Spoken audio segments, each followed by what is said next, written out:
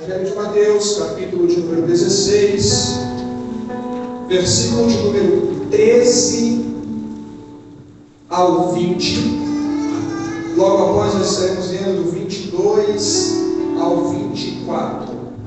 Diz assim o Senhor à sua noiva: Vindo Jesus às regiões de Cesareia de Filipe, perguntou aos seus discípulos, dizendo: Quem dizem os homens que eu, o Filho do Homem, sou? E eles disseram: Alguns dizem que és o João Batista, outros Elias, outros Jeremias ou um dos profetas.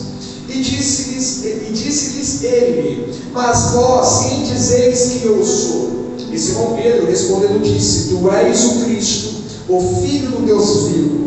E Jesus respondendo disse-lhe: Abençoado és tu, Simão Bar-Jonas, pois a carne e sangue não revelaram isso a ti, mas o meu Pai que está no céu.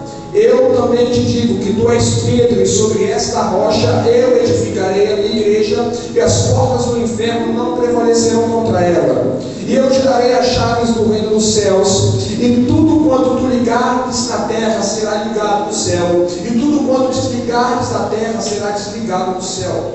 Então ele ordenou aos seus discípulos não contassem a nenhum homem que ele era Jesus o Cristo. Versículo de número 22. E Pedro, tomando-o, começou a repreender, dizendo: Longe de ti, Senhor, isso não será para ti. Mas ele, virando-se, disse a Pedro: Para trás de mim, Satanás, tu és uma ofensa para mim, porque não tem gosto das coisas que são de Deus, mas sim dos homens. Podem se sentar. Muito obrigado. Queridos, o texto que nós acabamos de ler é um texto muito conhecido. O Senhor Jesus, ele vai realizar grandes coisas antes do capítulo de número 16 e no capítulo de número 16. Ele vai falar sobre o fermento dos fariseus. A mulher vai pedir um milagre e ele vai falar assim: não é lícito que dê bons filhos aos cachorrinhos. E essa mulher vai falar: Senhor, mas até os cachorrinhos precisam das migalhas que caem na mesa. E Jesus vai abençoar essa mulher. Diversos milagres e diversas coisas o Senhor fez no capítulo 16 e antes do capítulo 16. Só que nós chegamos agora no versículo de número 13 e uma pergunta é feita aos discípulos que estão ali com Jesus: O que dizem os filhos dos homens ser o Filho do Homem? Essa é uma pergunta que nós estudamos várias vezes, várias ministrações, várias palavras, e o Senhor queimou essa palavra no meu coração hoje, nessa campanha de resgatando o governo de nossas vidas. Algo interessante é que os discípulos vão dizer assim: alguns dizem que és João o Batista, outros Elias, e outros Jeremias ou um dos profetas. Algo, evangelista Alberto, que nós podemos perceber é que os discípulos falam uma visão de quem está do lado de fora e não uma visão deles. Nós podemos perceber também, evangelista Amanda, que Jesus está perguntando sobre ele. E nós sabemos que Jesus veio com um único propósito: ser a rocha da salvação, ser o nosso Senhor. Então, quando Jesus pergunta aos discípulos o que os filhos dos homens dizem ser o Filho do Homem, ele estava mandando perguntar o seguinte: olha, o que os homens dizem ser a salvação deles? O que os homens que estão lá de fora acham ser aquele que cura, ser aquele que salva, aquele que é o refúgio deles? É isso que Jesus está perguntando.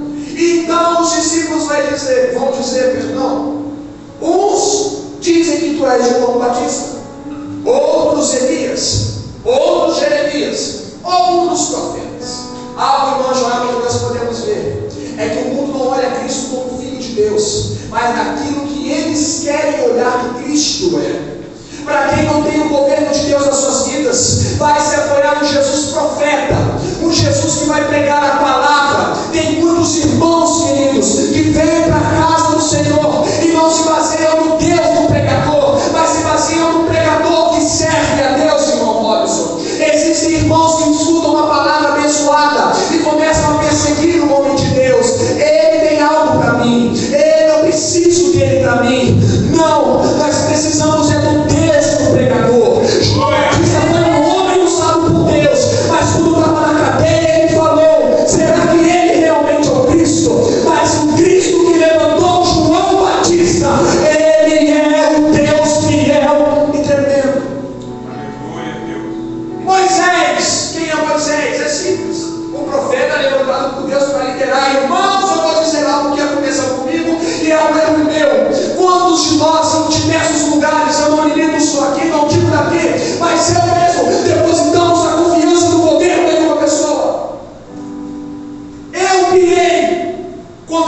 condenação chegou. Eu pirei quando a ficha caiu. Mas o que Deus está dizendo é: não confia no governador, não confia no deputado, não confia no presidente. O governo continua sendo meu. O governo da sua vida continua sendo meu. O de Jeremias está falando de coisas, de profetas também, de milagres ou outros profetas. Não, irmãos, a gente não precisa de homem evangelista Alexander, a gente não precisa de presidente evangelista Amanda. O governo ainda continua na mão de Deus. Aí Jesus vira isso aqui, me chamou muita atenção, irmão José Luiz. Tá, isso é quem diz do lado de fora. E vocês? Sabe o que Deus está querendo dizer? É que o pensamento da noiva, da igreja, é diferente de quem está no mundo. Nós não podemos ser coniventes com os pensamentos de quem está do lado de fora. Irmãos, a Rede Esgoto vai falar que adultério é certo, que poligamia, que é pegar várias mulheres é certo, que incesto, que é mãe ficar com filho, tio ficar com sobrinha, é certo.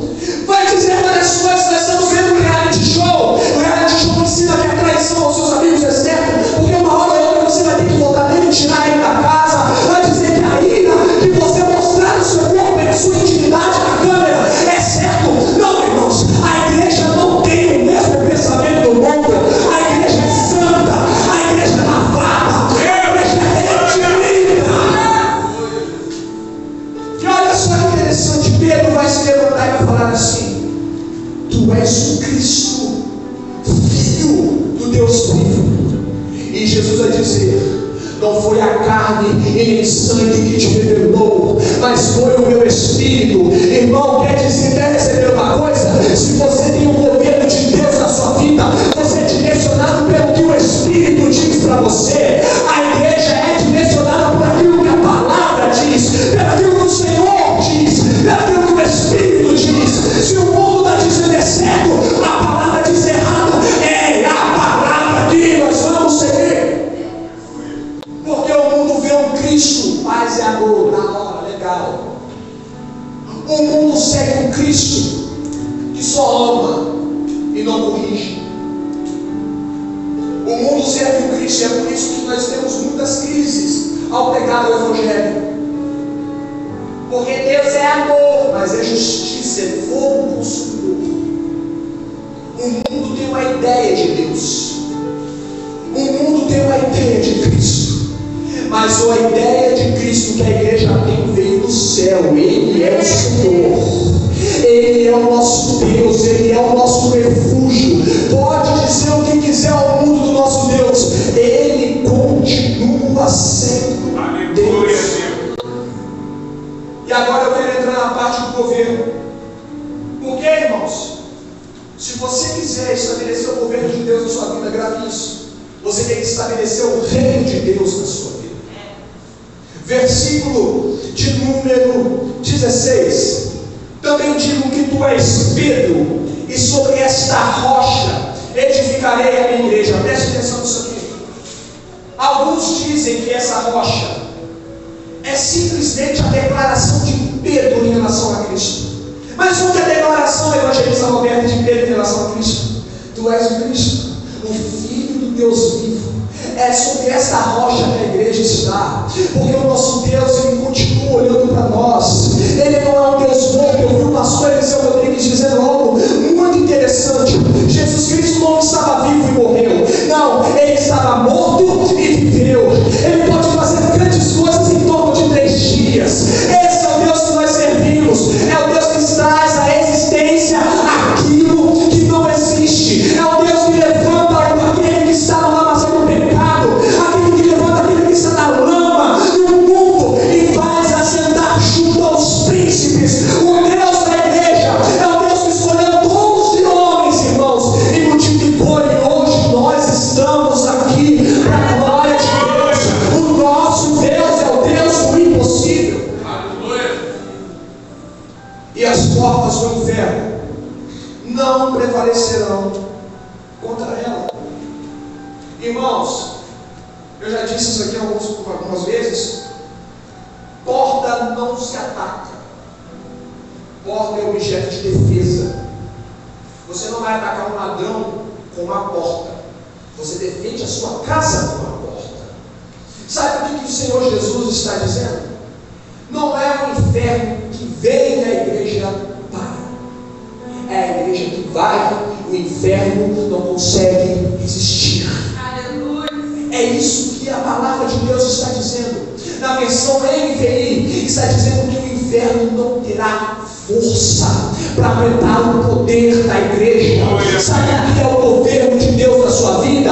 É Deus falar na missionária Teresa: eu vou fazer. O inferno não tem poder de segurar aquilo que Deus vai fazer na sua vida. É Deus falar uma profecia para a igreja, e Satanás, seus demônios, seja lá quem quiser, se levantar e não conseguir, porque todo da igreja está com ela, e ninguém vai parar o avanço da igreja, ninguém vai parar o agir da igreja. Mas vão perseguir a gente. Deixa perseguir. Irmãos, mataram Pedro, mataram Paulo, mataram o Tiago, que era pastor da igreja. A igreja hoje está aqui. Ninguém vai parar aquilo que Deus colocou na sua vida. O propósito de Deus vai continuar de pé. A igreja vai continuar de pé. Vai passar quantos homens forem passar, mas a noiva continua se preparando para se encontrar com o noivo. Eu sinto a presença de Jesus aqui. Ele está dizendo para você: não desista, não para. O inferno não tem poder para parar aquilo que eu tenho na sua vida. Irmãos, a gente tem muito medo. Porque ele se manifestou.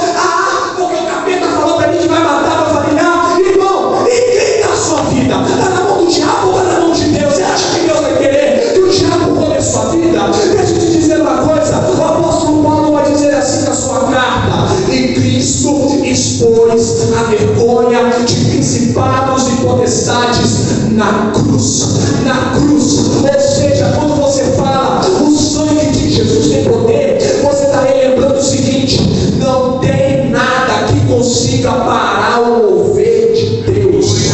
Não tem nada que consiga parar o agir do meu Deus. Não existe pecado que não consiga ser liberto pelo sangue de Jesus. Não existe entidade que consiga ser presa quando o sangue de Jesus entra na vida de alguém. Não existe. Quando o sangue de Jesus entra na vida de alguém, ele vai transformando, vai libertando, vai limpando, vai fazendo mais alvo do que a neve.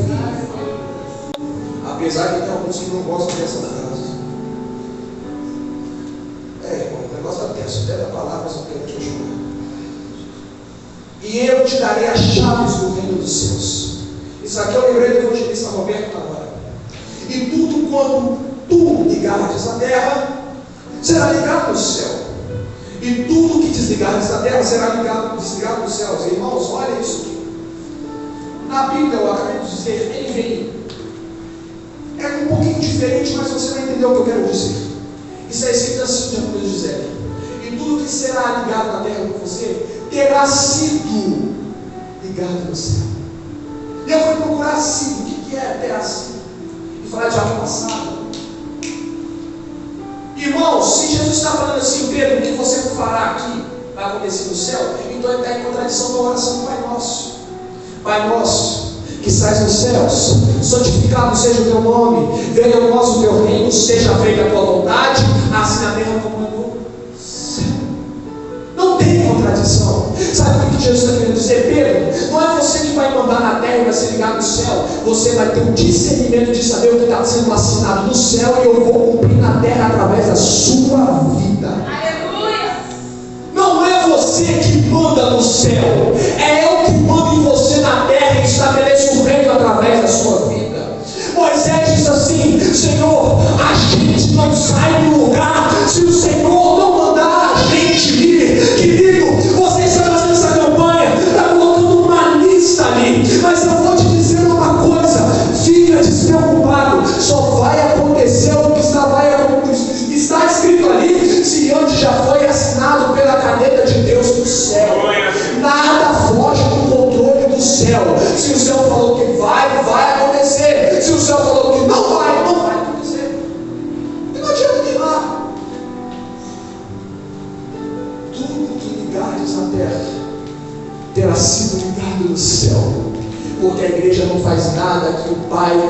de a gente fazer. Só que aí, irmãos, eu estou terminando. Versículo de número 22, 23, se você puder olhar aí na sua Bíblia, se estiver mais perto, vai dizer que Pedro olha para Jesus, depois que Jesus falou que ele vai passar pela cruz, que ele vai ressuscitar. Ele vai falar assim, evangelista Osias: olha, não aconteça isso com o Senhor, porque olha só o termo, irmão. Eu fiquei assustado. Isso não será para ti. O cara é tão top, tão massa, que manda em tudo, que está falando: Senhor, isso não vai acontecer com o Senhor. Não, isso não é para o Senhor, isso não vai acontecer. Ele está mandando, presbítero Roger. Aí Jesus fala assim: está atrás de mim, que você só quer as coisas da carne, mas não quer as coisas do reino dos céus. Irmãos, Tiago vai falar assim: pedis e pedis e não recebeis. Mas aí, lendo o resto do versículo, a gente vai ver assim: porque pedis para vossos deleites. Deus não vai escutar a sua oração para você gastar no seu deleite. O que é teu deleite? Deus vai abrir uma porta de emprego para mim, você vai tirar essa na igreja. Mas, Senhor, irmão, Deus não vai abrir uma porta de teologia para você. Não estou citando o nome de ninguém, o Senhor Jesus tem poder. Para você chegar aqui e falar: eu saúdo a amada noiva de Cristo com a gloriosa, sacrossanta, apostolacante da graça, paz do Senhor. Não! Deus não vai te colocar um cargo para você pisar nos outros. Você não é chefe, você é líder. Líder está no meio. Líder tem cheiro de ovelha. Chefe não. Os ovelhas descarga. Pedis e pedis mal. Por que a gente pede mal? Para gastar os seus deleites. Mas se você está dobrando o seu joelho e está falando: Senhor, é para a sua glória, é para a sua honra. Você não acha que Deus não vai ver do céu, não, querido? Tinha lá uma mulher chamada Ana, mas foi aquela: Senhor, se o Senhor me der, eu te dou de volta, porque é para a glória do Senhor. Quer estimular o governo de Deus na sua vida, irmão? Esteja ligado no propósito do Senhor. Deus não vai te dar nada que não vai glorificar o nome dele, que vai prejudicar a palavra dele. Não vai. Quer resgatar o governo na sua vida? Estabeleça o reino de Deus na sua vida. Não é muitas das vezes conforme a nossa vontade. Às vezes vai doer, como Pedro sabia que iria doer para ele, mas o reino vai ser estabelecido. Eu disse aqui sobre perseguição à igreja. Irmãos, teve apóstolo que teve a pele arrancada, apóstolo que foi jogado no caldeirão fervendo, mas a igreja continuou de pé. Não teve leão que conseguiu parar a igreja do Senhor. Não teve coliseu que conseguiu parar a igreja do Senhor. Não teve tiro na cabeça que conseguiu parar a igreja do Senhor. A igreja se manteve de pé, porque quem está nela é maior do que está no mundo. Eu vou repetir: maior aquele que está em nós do que está no mundo. Eu repito e vou dizer de novo: levanta a mão para receber quem quiser. Maior é aquele que está em nós. Maior é o governo de Deus do que o mundo, do que o mundo, do que o mundo. César passou, impérios passaram, Roma passou, a perseguição passou, e a igreja continuou.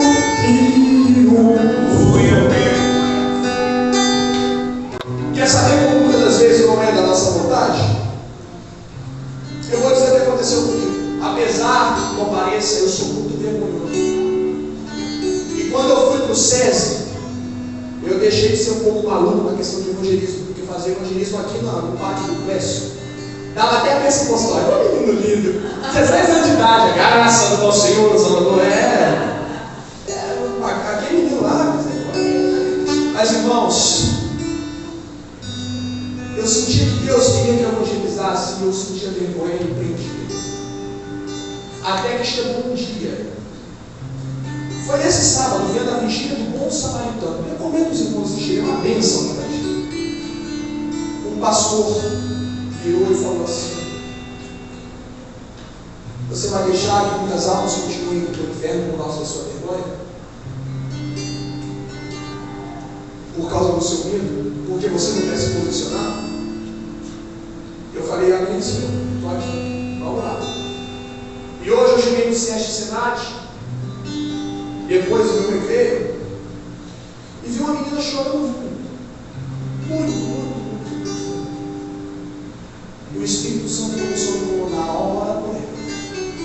Aquela menina, não sei se ela conhece a Deus, mas o Espírito Santo começou a me incomodar a hora por ela.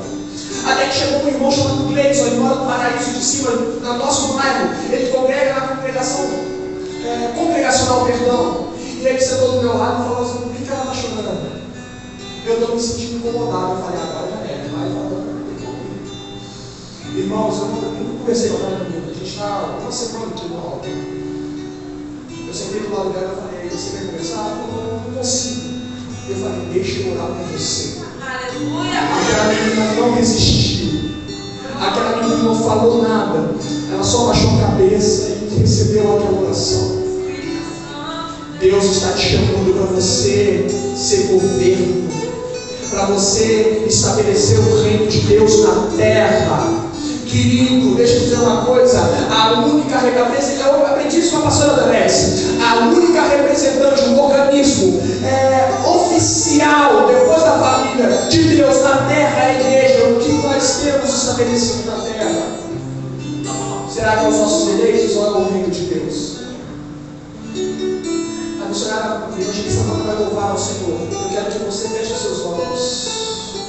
Eu sinto a presença do Espírito Santo de Deus aqui. Aleluia! Ele quer te levantar nessa noite para você cumprir o reino de Deus. Pode louvar, evangelista, feche seus olhos.